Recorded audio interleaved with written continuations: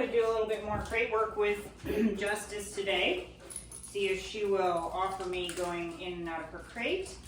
So I wanted to make a video, yes, good girl, to talk to you a little bit about when you pick up, because that will be here before you know it. We've got a couple more weeks here. Good girl. So you can see she's going much better in her crate. Wait. Okay. Yay! Good girl, and happy to go right back in. Good girl. Close this for just a minute. So what I was trying to say is I would get a crate if you haven't already. Definitely you're gonna want a crate for Justice here. I'd get a pretty big one because she's gonna be a big girl and you want her to have enough room. And I don't think she'll have accidents in there if it's a bigger one. She's very good about not having accidents in her crate. She's pretty well housebroken. I've never had her have an accident in the house, so that's great. I have noticed that she likes to chew on things, and she's probably going through some chewing stages. So she's probably teething, but that will happen for a while. So I usually like to keep my dog crate trained and actually in a crate when I'm not home or at night when I'm sleeping. Those are a couple times I like to have my dog in a crate. Prevents bad behavior from happening. And she likes to chew on cords, and she's grabbed some shoes. And the more she practices, if she has an opportunity to practice that behavior, she's going to do it more and more. So prevention is a huge key to all of this. So making sure that she's comfortable with her crate, and that she is, when you're not home and you're not able to watch her, you have her crated or confined so that she can't practice bad behaviors such as chewing on shoes or chewing on cords. You know, the holidays are right around the corner, so we don't want her chewing on Christmas lights and all that sort of thing. Wait. When she gets a little bit older, you can start trusting her more. Okay. But right now we just want her, we want to prevent all that bad behavior from happening. Good girl. Oops, it's in there. Find it. Good girl. Yes. Yes. Good girl. Yes. Wait. Okay. Good girl. So that's huge progress for her.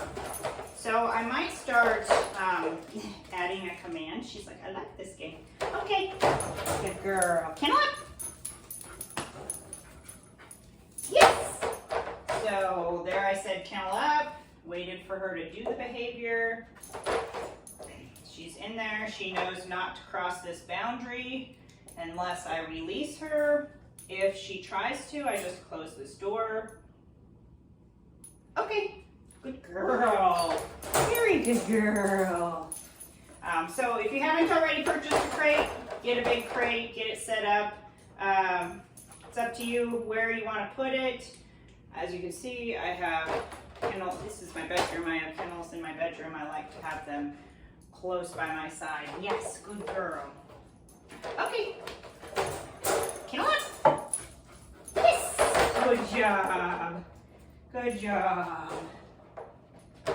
Good girl. Whoops. And we tried to sneak out before we released, so.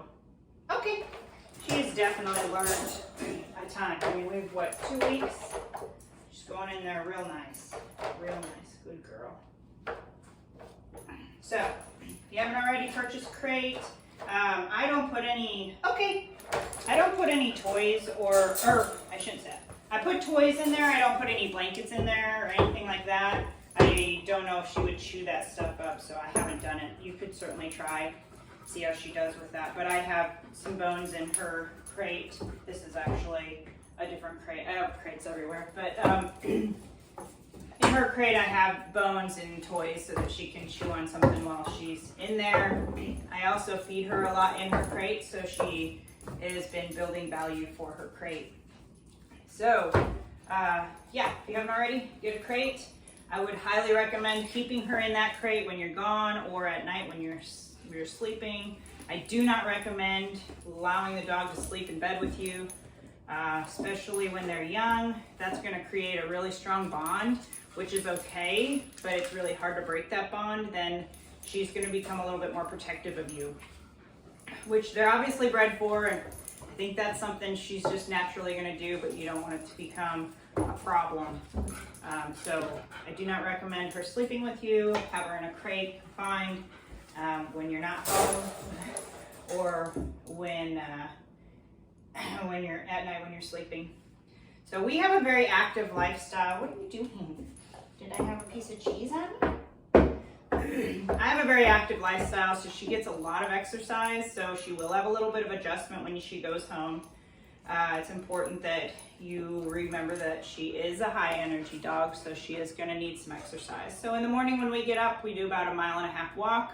And she gets to run and play with the other dogs, which, you know, probably won't be something you're going to be doing, but I would highly recommend regular walks during the day, or at least in the morning when you first get up. So exercise for her is going to be super important if you can find a dog park or something to take her to.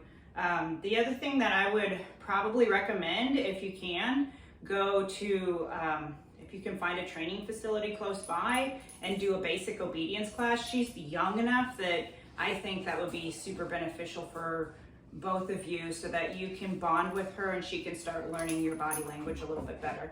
And then she'll be around other dogs and she'll be able to learn how to have some more self-control around the other dogs. She does really great here, but I want to make sure that when she goes home, she also continues to do well with a different handler. So I think that would be a great idea. So just some things to think about when you take her home: crates, toys, toys and stuff in the crate, and trying to maybe set something up and maybe start an obedience class or something if you have the time to do that. And exercise is going to be super important in creating a routine. So, you know, I get up, we feed her. I usually get up in the morning and I get ready first, and then I let her out. I've been letting her out on a leash, and I know she's so excited. I let her out on a leash and she usually urinates. Then I bring her back in. I feed her in her crate, and I finish getting ready and taking care of some other dogs.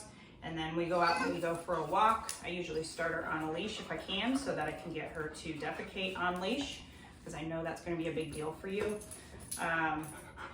And so she'll walk. We walk about 1.5 miles. She'll go to the bathroom, and then we come back, and she usually has some crate time in the morning. And then, let's see, about 1 o'clock, we come back and do some training and stuff, and take some more potty breaks, and we feed you. So having a regular routine, your routine is going to be a little different than mine, but know that she's going to need some structure and a routine, whatever your schedule's like. Are you getting ants in the pants? Ants in the pants. Okay, let's do this crate business one more time. You ready? Ready? Get on! Yes, good girl! You stayed longer. Maybe we could teach you how to retrieve. Look at that. She brought her leash right in there. Good girl. Wait.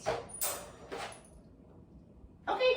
Yay! Okay, so huge progress on her crate. She loves her crate. She's doing super good. And some things for you to think about. Hopefully I didn't ramble too much. Bye.